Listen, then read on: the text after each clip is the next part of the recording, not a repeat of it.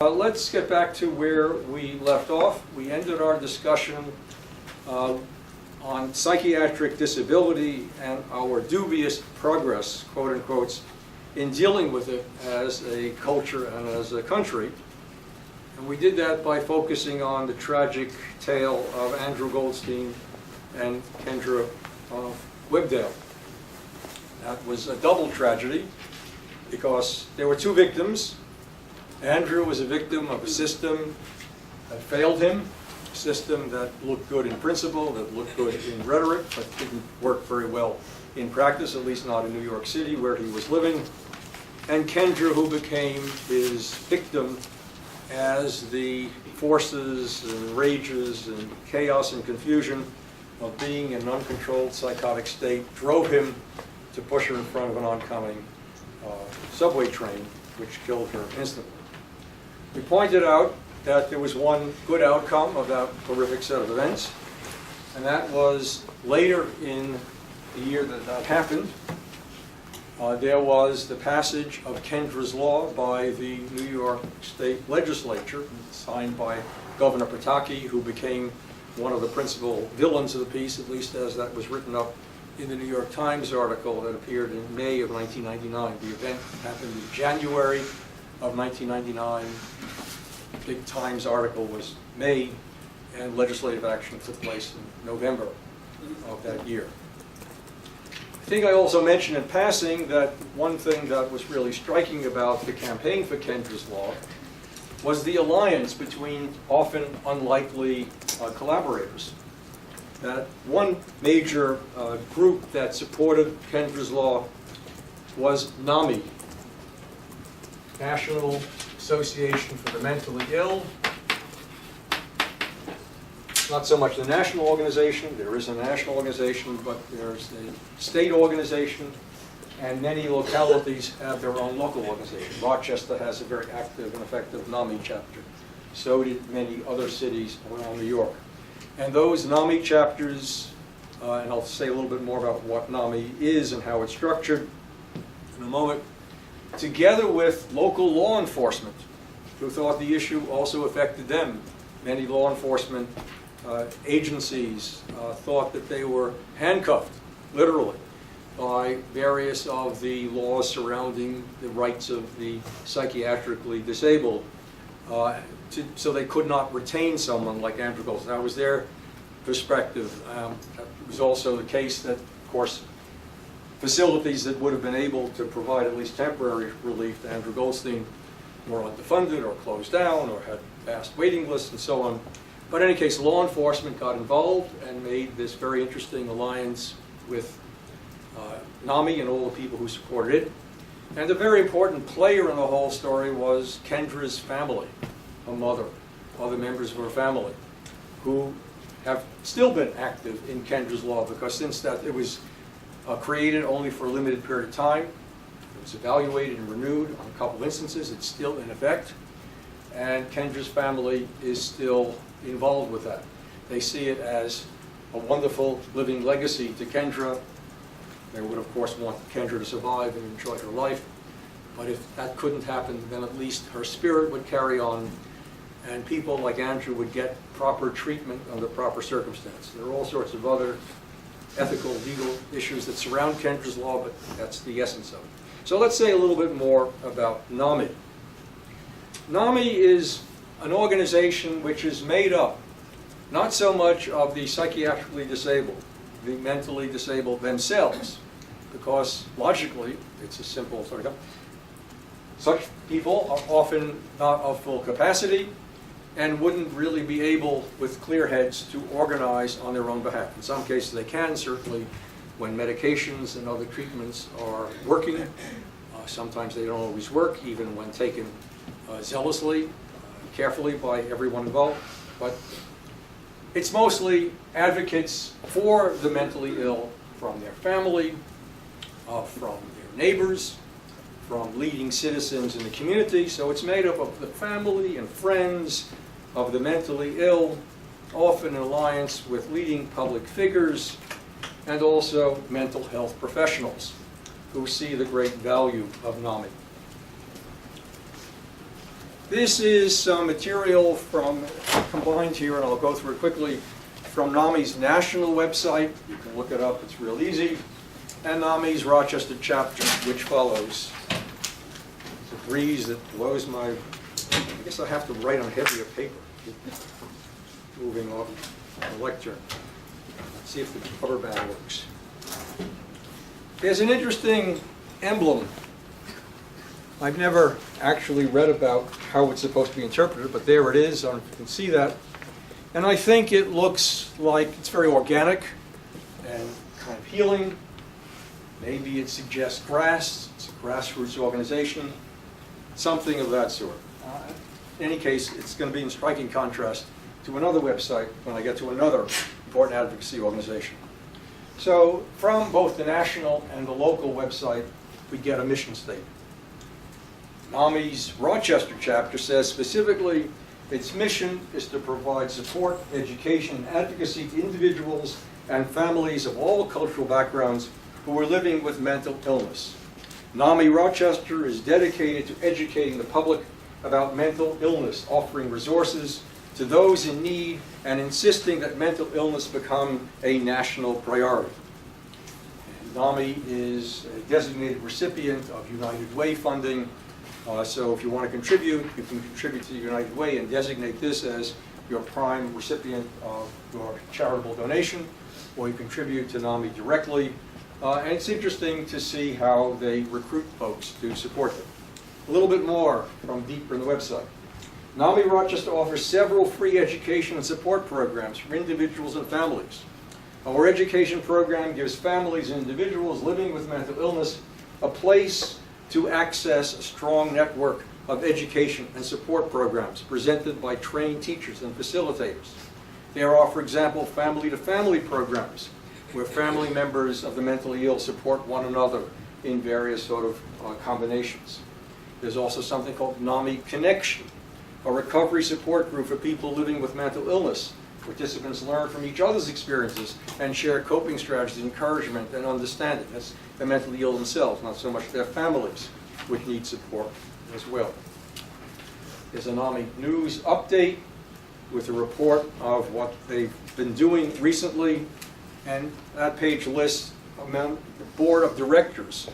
And it's very interesting. I know I can recognize several of these names. They may not mean much to you, but one of the names of the board of directors, to give you a broad sense of its wide appeal, is from the Jewish Community Center, JCC, an official in that.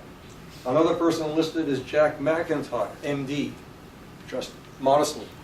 Jack McIntyre, MD, is a practicing psychiatrist in Rochester, but he has also been president of the American Psychiatric Association. So there's someone of great international respectability. Lawrence Guttmacher, MD.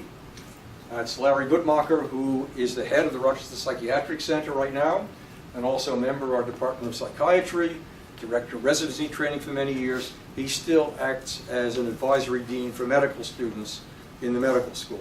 People like that, and many lawyers and other people who are well known and respected in the community. Skim ahead. Some of what NAMI does. Specifically, this was, I got this at the time that there was much debate about the implementation of the Affordable Care Act before it was actually voted into law in early 2012. So what NAMI prepared was a statement to the U.S. Department of Health and Human Services based on a listening session on the Institute of Medicine recommendations on essential health benefits under the Affordable Care Act. In other words, lobbying for what should be included about mental health in the ACA. And a very carefully prepared position paper that is presented both in verbal and in written form. And another bit of advocacy, more recent, about Medicaid programs and about eligibility that should apply to them.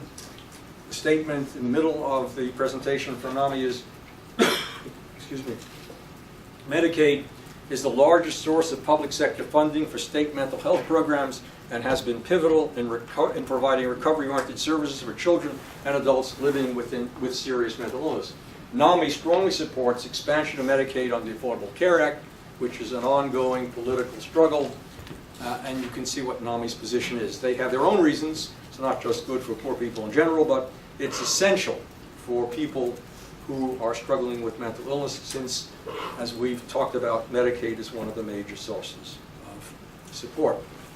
Let me move on from NAMI to another important advocacy organization, and by talking about it, you'll get a sense of the broad network of advocacy organizations and a spectrum. They each have a different personality and style. So in a sense, on the other end of the spectrum is ADAPT.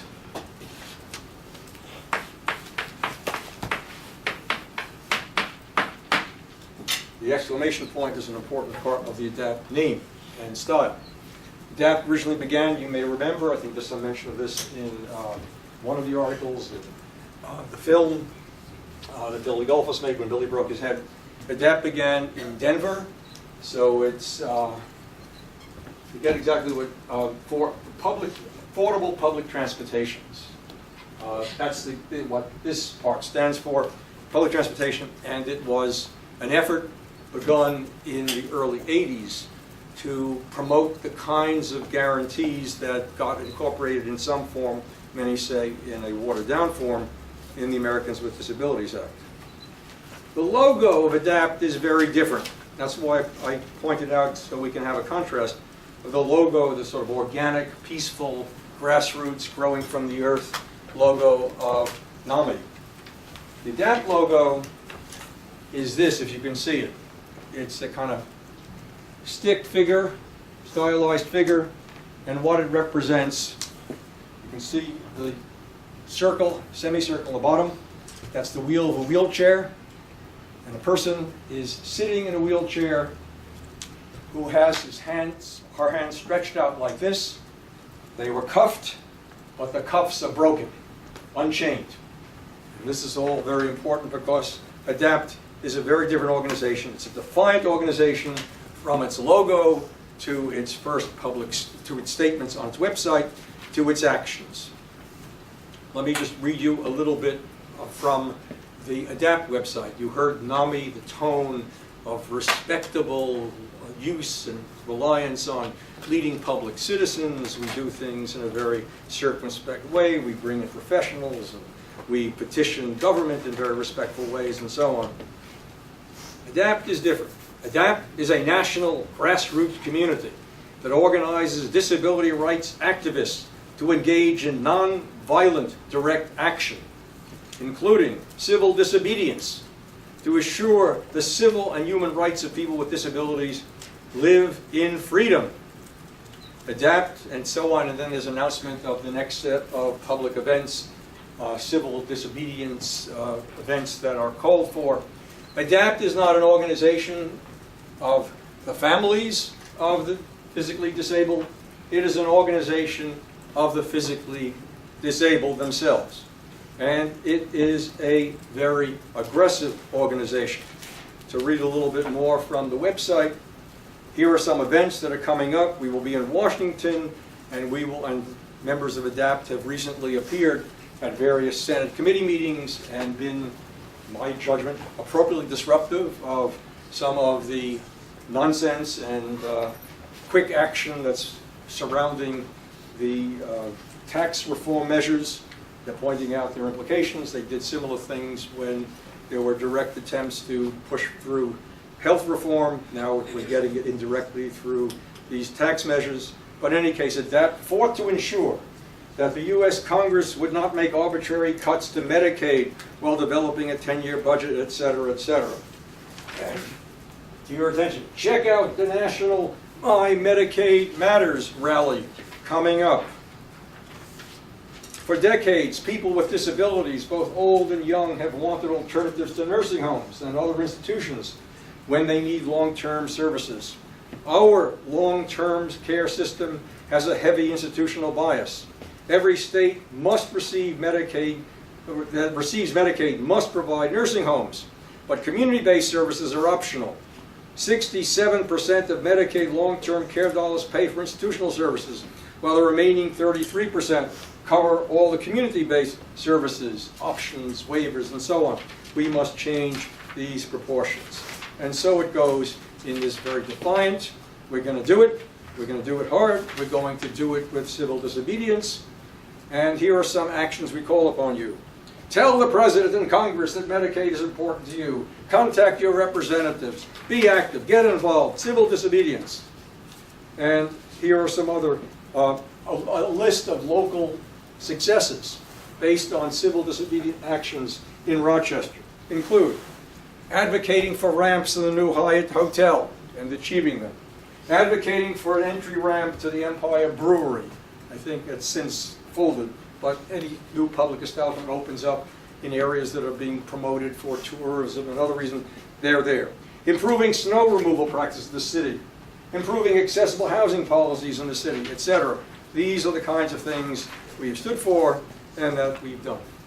So let's take these two different important advocacy organizations for the disabled, a very different tone, and I think we can put them in an interesting framework by comparing them to the civil rights movement. Both NAMI and ADAPT and many other organizations for the disabled drew inspiration, still draw inspiration from the civil rights movement. But the civil rights movement was complex and had many different sort of places along the spectrum of activity and engagement. And I, in my mind, placed NAMI in the civil rights, on the civil rights spectrum close to NAACP, the National Association for the Advancement of Colored People, which maintained as one of its most powerful arms a very effective legal defense fund. The NAACP Legal Defense Fund was formidable and had major legal minds connected with it from the African American community. The Legal Defense Fund of the NAACP was led for many years by Thurgood Marshall, who was the lawyer who argued the famous Brown versus Board of Education, Topeka, Kansas case that led, at least on paper, and then finally in reality, to the desegregation of public schools. The lawyer led Thurgood Marshall, was so respected in the legal community that not only did he argue the case before the Supreme Court, but he was elected or chosen for the Supreme Court and became the first African American lawyer to serve on the U.S. Supreme Court. NAMI, I think, is very much on that end of the civil rights spectrum. ADAPT is at the other end, the spectrum of civil rights that includes civil disobedience, that included the action of Martin Luther King in his various marches, even against legal prohibition, because the laws were unfair and unconstitutional and unethical. And more than Martin Luther King, some of the younger branches of the civil rights movement, such as groups that became eventually the Black Panthers, to their right slightly would be the Student Nonviolent Coordinating Committee, SNCC, SCLC, which is the Southern Christian Leadership Conference, and their activities. All of their civil rights activities were based on civil disobedience, the knowing breaking of unethical laws that were on the books, and the willingness to take the consequences, jail, whatever, as a way of exposing the immorality of these laws that were clearly unethical. And the great model for the civil rights movement, for Martin Luther King, was Gandhi in his campaign to achieve independence for India. And one of the most important events in Gandhi's long career that's still remembered vividly was his famous Salt March, in which he led thousands of his followers to a particular place in the Indian Ocean to enter and to take what was theirs by human right, the salt of the sea, which the British colonial overlords prohibited from taking. So they marched in, 10 across, thousands and thousands of them. They marched 27 miles from where they began, and then got to their point in the sea, and then they marched into the ocean with British authorities looking on. Gandhi warned them, he knew what they needed to face, and they marched in, scooped up the water laden with salt, and were assaulted by the British authorities, who beat them bloody. They had to be carried away. But another line came, and another line, and another line, and another line, each beaten bloody. But Gandhi the brilliant strategist realized that the world would be watching. The world was watching through the news media and photographs of Britain, the great civilized nation, acting so brutally to suppress a basic right to the salt of the sea, people living near it in India.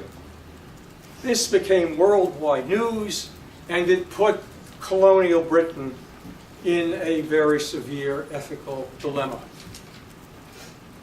And it became a very important strategy. It's the strategy that Gandhi wrote about, that Martin Luther King studied, and that became a fundamental part of the civil rights movement.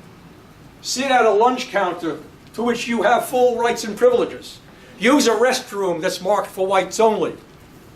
Get arrested, get beaten, have fire hoses and attack dogs trained on you, and reveal to the world what this is really about, and expose to the court of ethics and moral judgment what's really going on. All that learned from Gandhi's tactics, deliberately modeled on it, and modeled their behaviors on that phase of the civil rights movement. There's another Gandhi piece. It's one of the people I most admire in history. He was asked, after he recovered from his own blows and wounds and so on, he was a very frail man, as you know, what, Mr. Gandhi, do you think of British civilization? What do you think of Western civilization? And Gandhi, with his sparkling eyes and very sharp wit, looked back at the reporter and said, Western civilization? It would be a good idea. We should have some of that. What we have is Western brutality and colonial guise. And the message came across. Back to NAMI and ADAPT. Different models, but both have been important and both effective, each in their own way. But there's another perspective that we need to bring to this and move on from there. Though these organizations have been very effective in achieving their objectives in different ways, using different strategies, each group and other such groups have been very focused specifically on their own group and their own group's needs.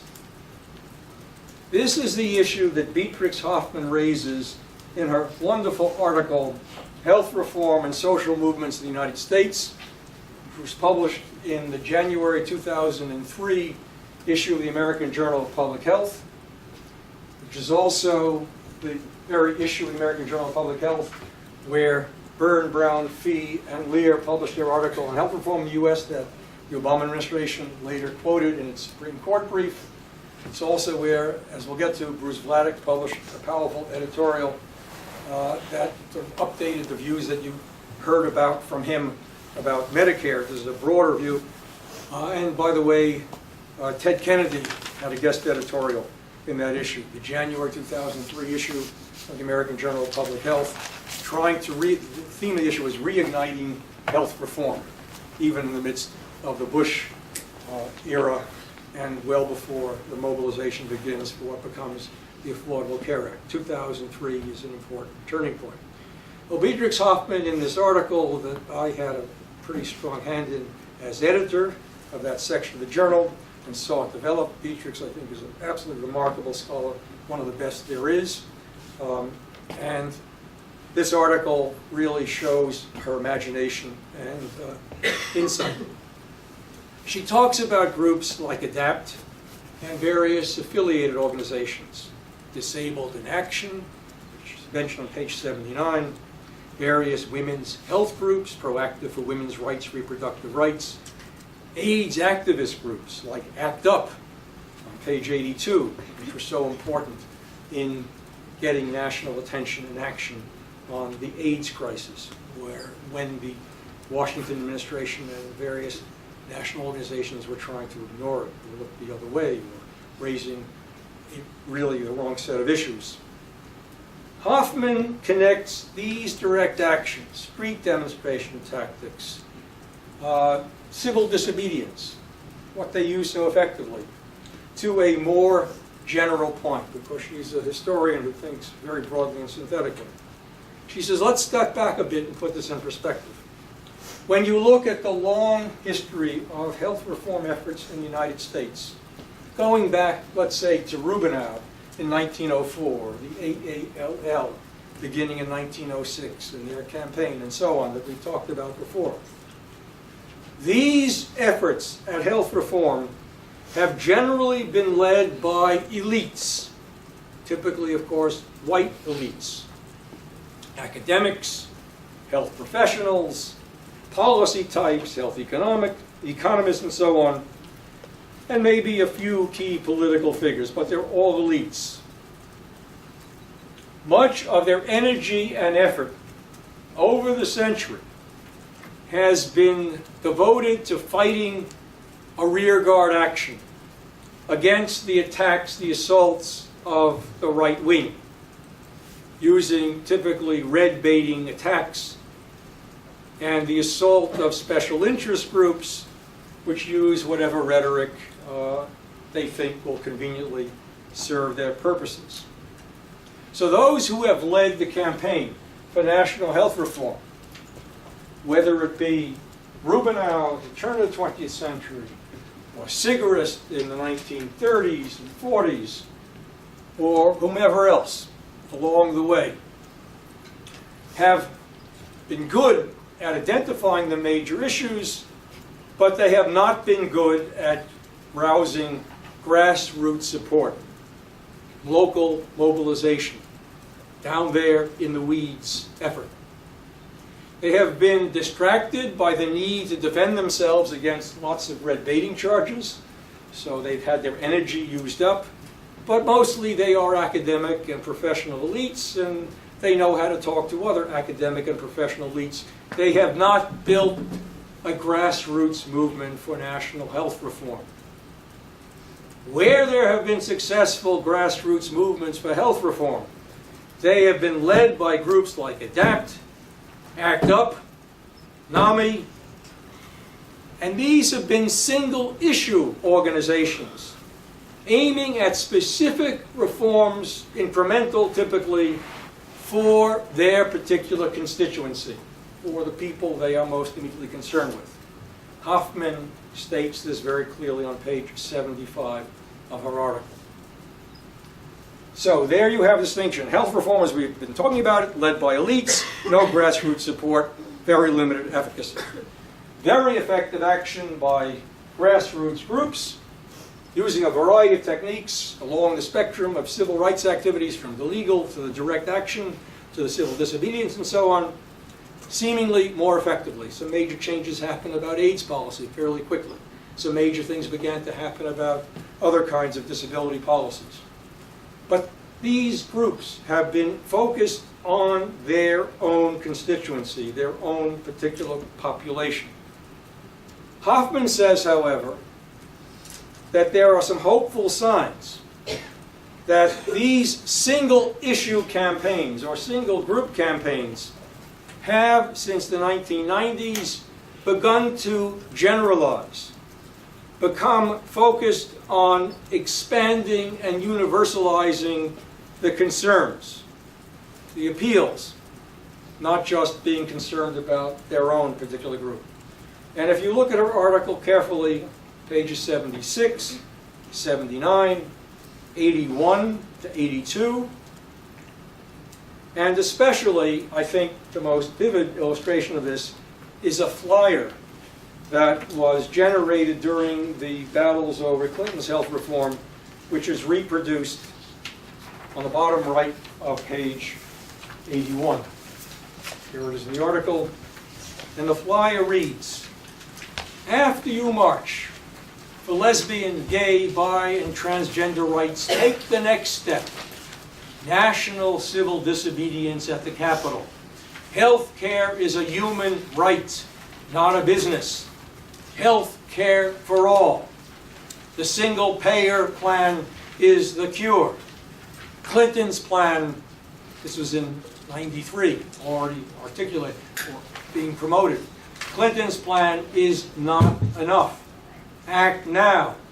Meet on etc., date, place, and so on, for a non-violent civil disobedience action that will draw attention to health care as a human right. So what Hoffman draws from this and other evidence that she presents in her article is that even though the most effective grassroots mobilization, which has really been truly effective in limited, focused ways, and even though that has been the initial thrust of those actions, she sees in this one flyer and activities around it a progress to a more universal campaign for health care as a human right, affecting everyone.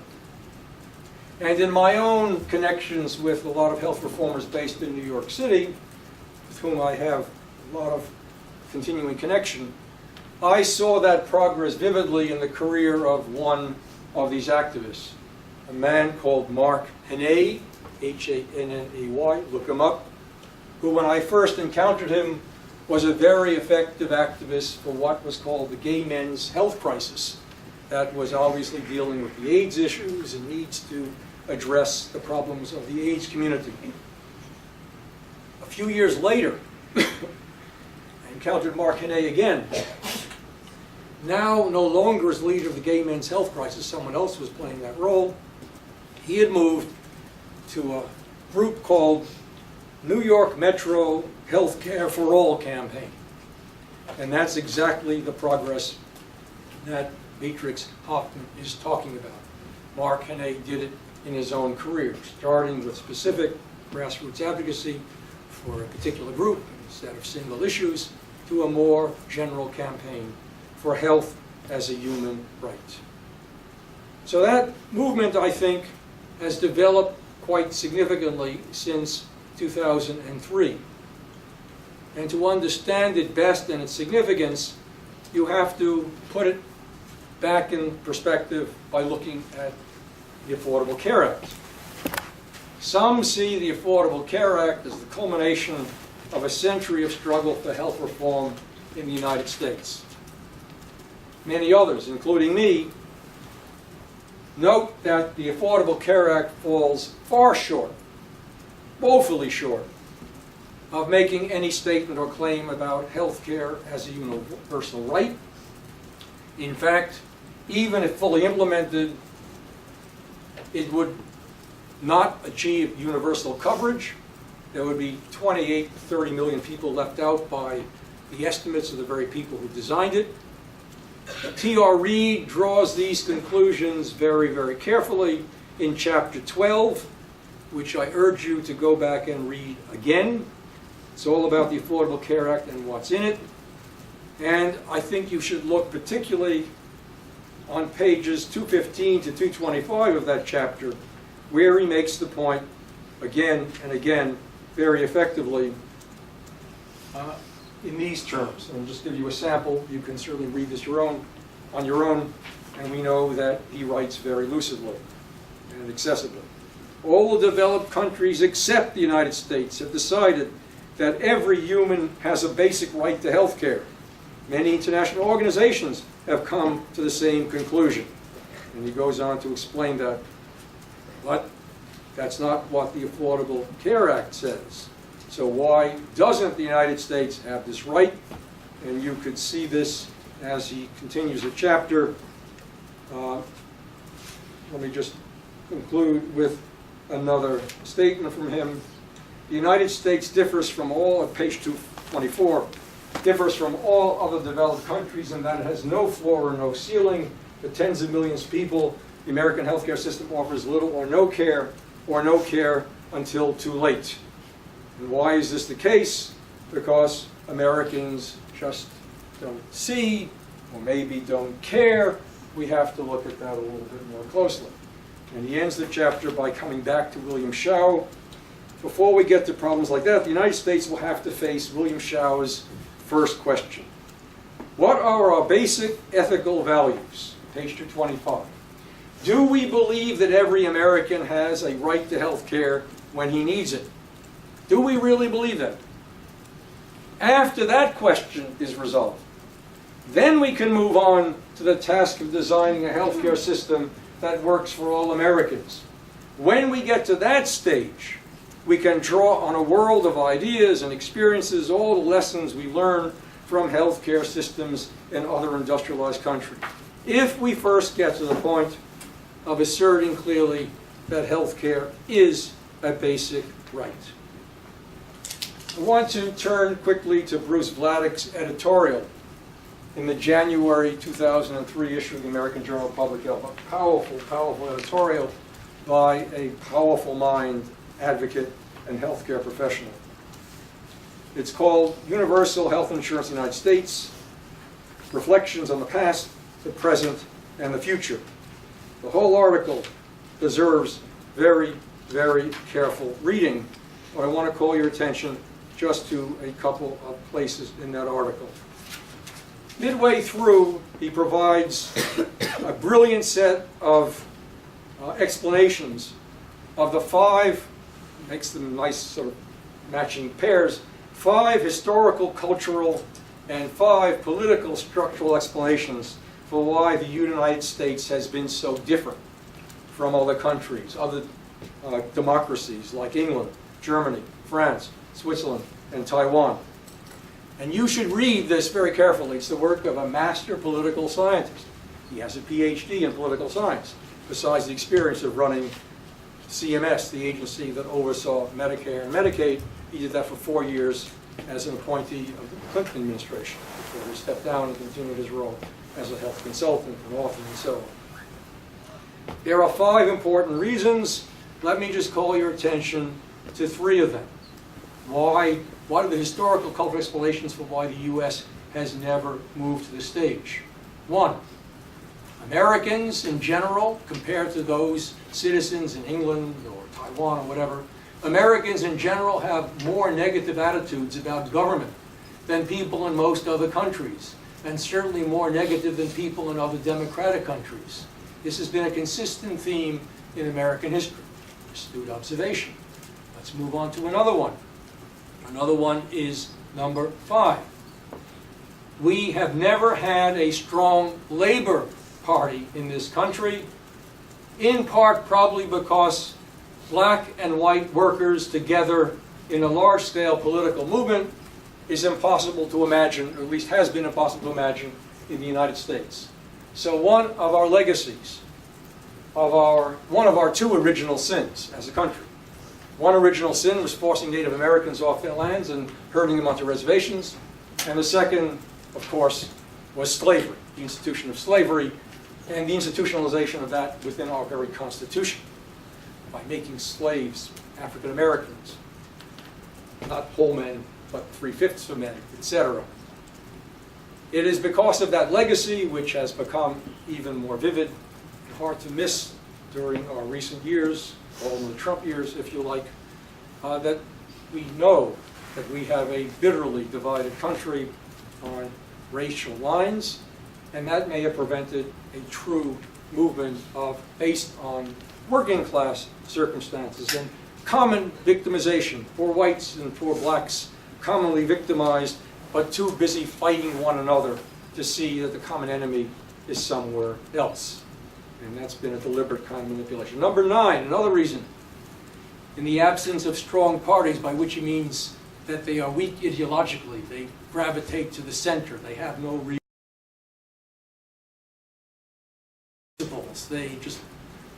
This may have changed recently with the Republicans and some of their commitments, but at least when he wrote this in 2003, it was certainly accurate that the parties didn't really distinguish themselves very clearly ideologically, but the power of money in politics has become greater. In fact, if you have money independently or from special sources, you don't even need to have the party's blessing or endorsement, and you still will get very far along. So take a look at those historical, cultural reasons and also political, structural explanations. About the latter, political, structural explanations, I'd like to call your attention to 2 of his 4, after that, strategic considerations that I think are new in this article. What you would do if you really wanted to achieve universal health reform. He's letting no holds barred. let it all hang out. He has nothing to prove. He's not in government. He's not beholden to anyone. So he says one of these on the bottom of page 18, second column from the right, where he says, if advocates for reform keep trying to be prudent and efficient and reallocate money as a way of financing universal services, they are never going to succeed. We ought to accept the fact that in this wasteful and expensive country, we should just spend the money. Doesn't matter. We're going to waste it on other crap anyway. More dangerous crap. Weapons of destruction. Unnecessary luxuries. Spend the money. If you want health care, spend the money. And then he says, it's bottom right on page 18 and continued in the right column on page 19. Advocates of universal health insurance need to remind not only themselves but also their fellow citizens of the moral and ethical roots of their position. Forget about tactics and strategy and playing politics. Follow Gandhi. Follow Martin Luther King. Take some simple ethical principle as the center of the campaign. Martin Luther King. Every human being has the right to a vote. One man, one vote. Skin color, anything else has nothing to do with it. That is a fundamental ethical right, and that's what we should build our movement on. So whatever the advocates, he closes with this paragraph on page 19, right column. Whatever the advocates of universal health insurance have been doing for the last years obviously hasn't worked. There is very little to lose from trying something different. One of the different things that might be tried to determine in very broad terms what the goals and principles of universal health insurance are. Decide on a set of defining ethical and moral principles and insist that these goals and objectives are part of every conversation that we have about health reform. Don't worry about the economics. Don't worry about the politics. Come down like Martin Luther. Just as voting is an essential right, health care is an essential right. We must make that the center of our campaign. Health care is a universal right. Look at your handout now. We're going to go through that quickly as it found political expression in one of our states. Begin with a quotation of the late, great Uwe Reinhardt, recently passed away. One of the great heroes, T.R. Reid, one of my heroes. The issue of universal coverage is not a matter of economics. Little more than 1% of the GDP assigned to healthcare could cover it all. It's a matter of soul. Do we really have it in our souls to believe that healthcare is a right for everyone?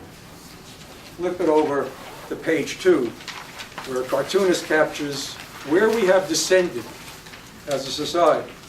Imagine that Jesus returned, Christ came back, and he said, heal the sick, cure the lame. He would be greeted as on the right in our current America. Socialist, fascist, liar. Where have we fallen? There has been a successful campaign based on the principle of healthcare as a human right. It's been national, it's been local. So on page 3, we have a photograph of union, labor organization-based demonstrators for single payer around the theme of healthcare is a human right. So there we have a very important political constituency. Page 4, from a demonstration in New York City, we have physicians joining with others supporting healthcare as a human right. The man on the left in the white coat is Dr. Ali Fine, who is a past president of Physicians for a National Health Program, a respected clinician and medical educator. He's a senior dean at Weill Cornell Medical Center, New York Presbyterian Hospital. He was out on the streets because he deeply believes in healthcare as a human right. And page 5, those are medical students and residents also marching for healthcare as a human right through the streets of New York. That campaign was particularly effective, at least for time, in Vermont. And there we have Vermont trying to replicate early patriots, a fife and drum, leading Minutemen, so to speak, marching to the state capitol in Montpelier, Vermont, with signs that say health care is a human right, and that being the principle. Page 6. There they are, those marchers, massed on the steps of the state capitol in Vermont.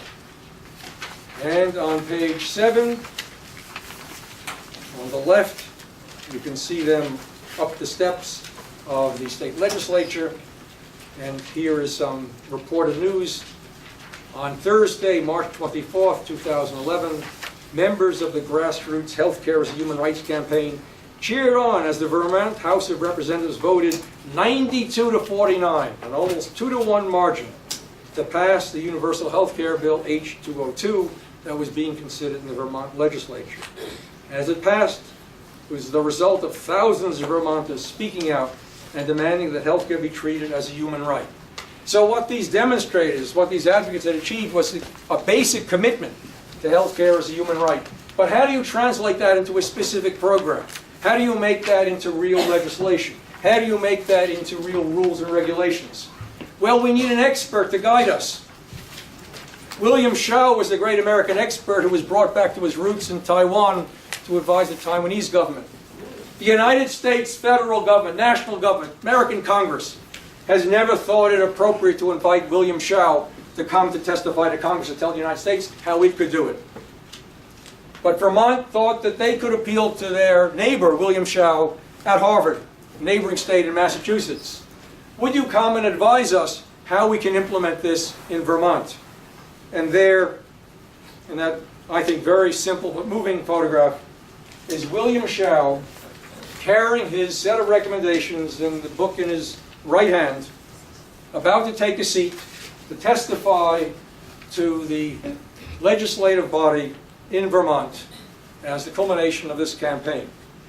Not in the United States at large, not in Congress, but in Vermont, William Shao had a chance to tell Vermonters the same basic ideas that he told Taiwan on an invitation. We'll have to stop here, and we'll try to finish things up on Wednesday.